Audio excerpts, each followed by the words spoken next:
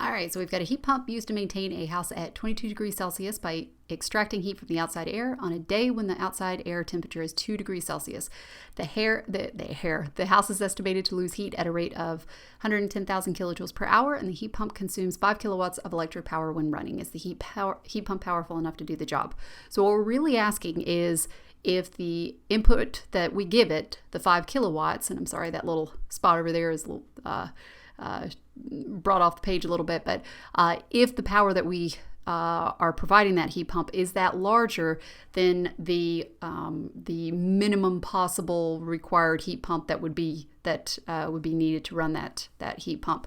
And so what we need to do, and first of all, actually, before I even get there, you might wonder why I knew this Q.H was the 110,000 kilojoules per hour. And the reason is because my heated reservoir, that's the house itself.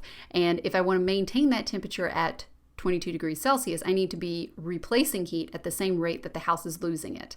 So you can imagine above, if you could imagine above that thermal reservoir, it's losing heat, but I'm replacing it heat with the same rate, Q.H, to keep that temperature constant. So what I need to do is I need to realize that the minimum possible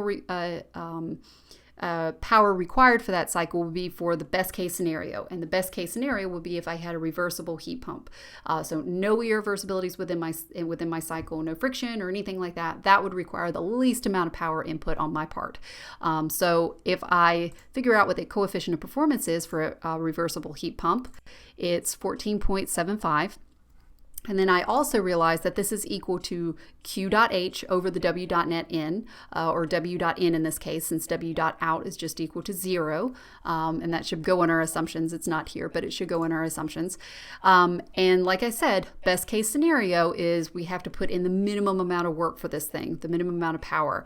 And that would be for a reversible cycle. So I've just solved for that W.in, and it's Q.H over the coefficient of performance for that heat pump for a reversible cycle. And I've got 2.07 kilowatts. You do have some unit conversions there, so just watch that.